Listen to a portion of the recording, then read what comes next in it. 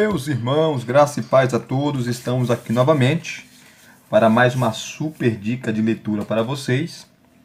E dessa feita eu já havia apresentado para vocês, de uma maneira mais expansiva, o comentário histórico-cultural do Novo Testamento, do Greg Kinnear. Se você não assistiu, assista.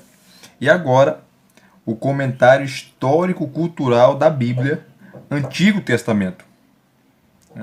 Como o próprio nome já diz, ele vai tratar do contexto histórico-cultural de cada versículo do Antigo Testamento, das perícopes, dos livros, abordando todo o contexto, a situação da época.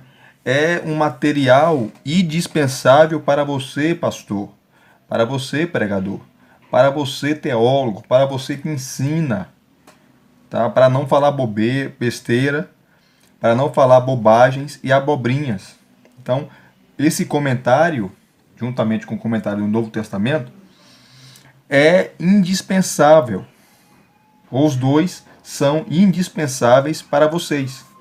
Quem tem esses comentários sabe do peso que tem e da importância de ter um material desse em sua estante, em sua biblioteca, tá? E esse comentário teve 3 autores, comentaristas, os 3 especialistas em Antigo Testamento, com doutorado em Antigo Testamento, PhD em Antigo Testamento e na cultura também do Antigo Testamento, que é o John Walton, o Victor Matthews e o Mark Chavalas. Os 3 especialistas em Antigo Testamento, que vai comentar os versículos aqui de Gênesis a Malaquias, no seu contexto histórico e cultural. E aqui está escrito, é um recurso indispensável para conhecer em detalhes, olha só, para conhecer em detalhes o contexto histórico e cultural do Antigo Testamento. Claro que tem várias obras no Antigo Testamento. Eu já apresentei aqui para vocês o comentário de Gênesis, de Bruce Waltke, que é uma das maiores autoridades em Antigo Testamento e na língua, que foi escrito o Antigo Testamento, que é a língua hebraica. Tem vários materiais de introdução ao Antigo Testamento, tá? Mas esse material é um dos melhores.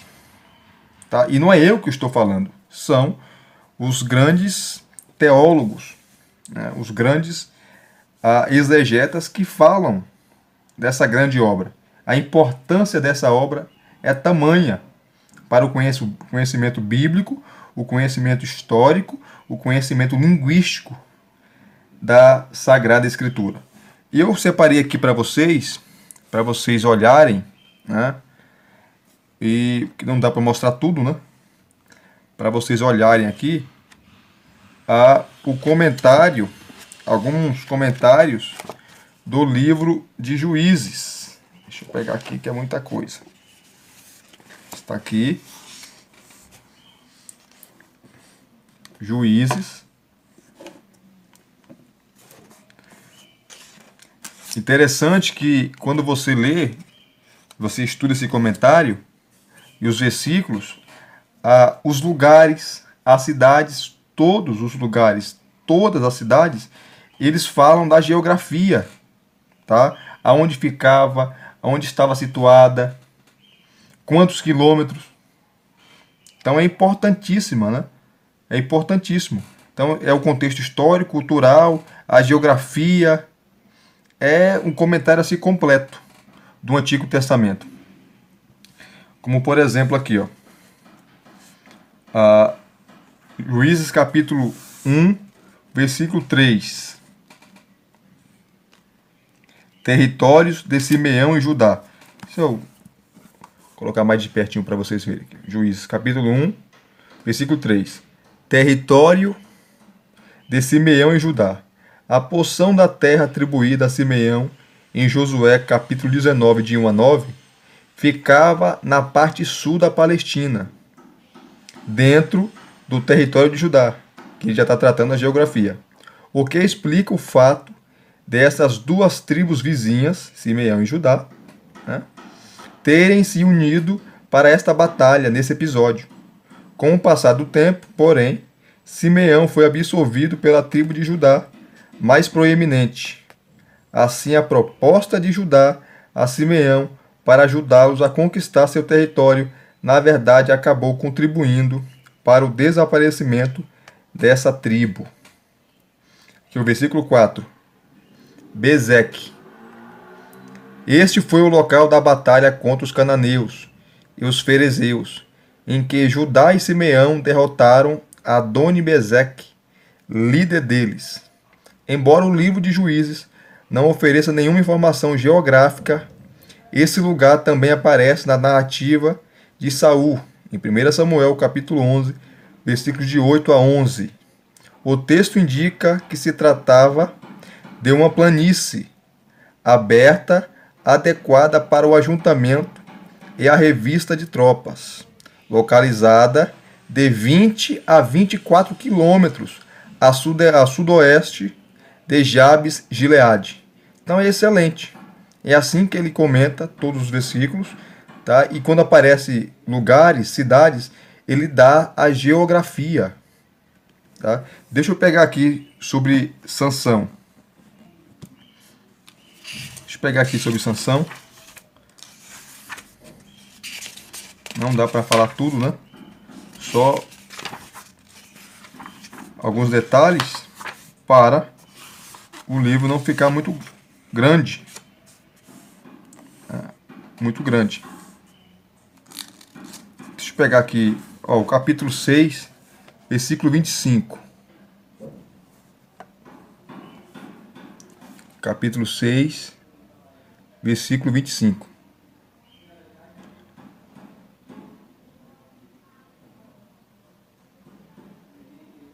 Cadê?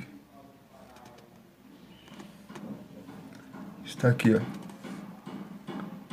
Porre sagrado de Aserá, ou Asherá.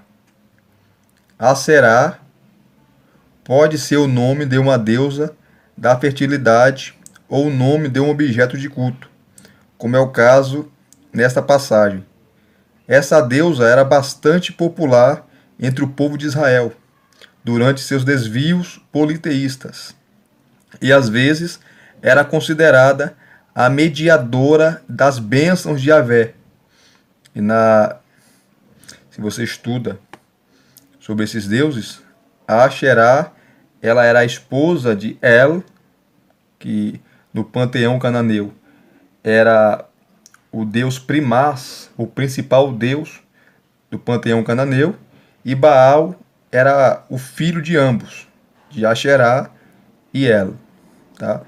E Israel adorou tanto El, como Asherá, como Baal e outros deuses. Então está aqui a importância, né? Ele dando os detalhes, comentando esse versículo no seu contexto histórico e cultural. Excelente. Continuando aqui, vamos pegar aqui sobre Sansão. Capítulo 13, né? 16. Cadê? Enigma.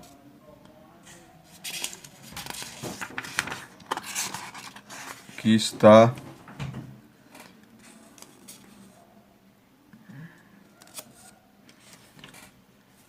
Aqui é o capítulo 13, versículo 5. Aqui, a importância ritual dos cabelos. Uma inscrição fenícia do século IX relata a dedicação de uma pessoa raspando os cabelos em cumprimento a um voto feito à deusa Astarte. É importante destacar que no texto bíblico não se discute o que deveria ser feito com o cabelo que era raspado. Não era dedicado como na inscrição citada acima, nem depositado no templo, como em certas culturas. No caso de Sansão, o cabelo dedicado não é cortado.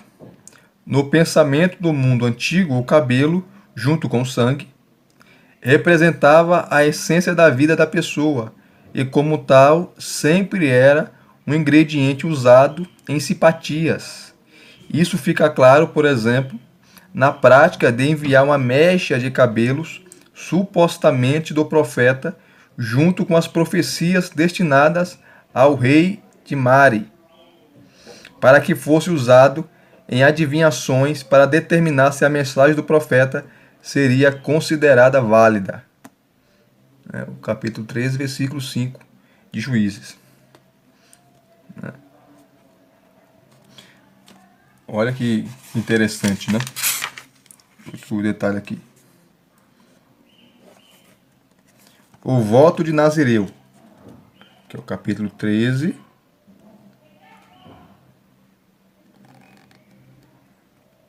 Deixa eu pegar aqui o capítulo 13. De 1 a 25. O nascimento de Sansão. Aí ele vem aqui embaixo, ó. O voto de Nazireu. Assim como a maioria dos votos do Antigo Oriente Próximo, o voto de Nazireu representava tipicamente um acordo condicional firmado com a divindade, nesse caso Deus.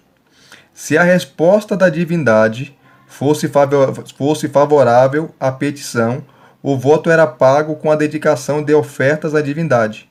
O que tornava distinto o voto do Nazireu era o período de abstinência que antecedia a entrega das ofertas.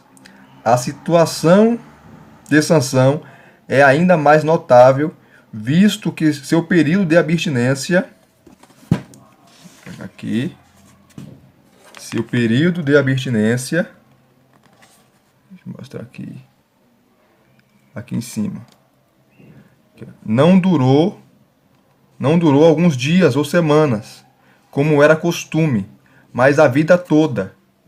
Então, abstinência ao vinho, não cortar o cabelo, não tocar em morto, era para toda a vida, e Sansão quebrou todos esses princípios.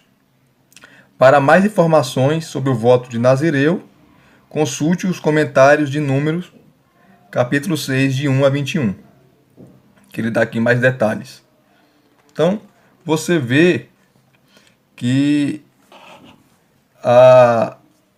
é um comentário fantástico, tá? Onde você entende o contexto histórico e o contexto cultural. Olha o versículo 24 aqui, ó. Capítulo 13, versículo 24. O nome de Sansão. O nome Sansão é uma variação do substantivo hebraico que significa sol. A poucos quilômetros ao sul de sua casa ficava a cidade de Bet-Semes, considerada a casa ou templo do sol. Sabe-se que o culto ao sol existiu em Israel como parte de uma das aberrações religiosas do povo. Alguns estudiosos têm sugerido que Yahvé às vezes era representado na forma de um sol em relevos, o incensário de Tanakh, e na literatura. Veja Salmos 80, versos 2 e 3 e Deuteronômio 33, 2. E assim sucessivamente. Tá aqui o 14. Os feitos de Sansão. Aí tem a cidade de Tímina. Tímina está situada ao longo do Vale de Sorek, cerca de 9 quilômetros a oeste da casa de Sansão em Zorá. É a atual Tel El-Batash. Tel El-Batash, localizada mais ou menos na metade do caminho entre Zorá e a cidade filisteia de Ecrom. Escavações no local demonstram que houve ocupação durante esse período, mas esclarecem pouco a narrativa bíblica. Então aqui é a cidade de Tímina. Então, veja que comentário maravilhoso, monumental é esse comentário. Um dos melhores comentários do Antigo Testamento. Gente. Esse comentário é maravilhoso, histórico, cultural e trata também da geografia dos lugares. Tá?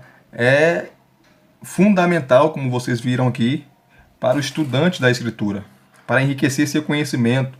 Quando você for dar aula, você citar a geografia, onde fica, usar as ilustrações, usar mapas. Tá? Esse comentário não pode faltar em sua biblioteca, assim como o do Greg Kinnear do Novo Testamento. E se vocês gostaram de mais uma dica de leitura, deixe aqui nos seus comentários, deixe o seu joinha, não esqueça, o seu like, tá? Se inscreva no canal se você não é inscrito e acione o sino para receber todas as notificações. Mais uma vez, muito obrigado, graça e paz, até os próximos vídeos.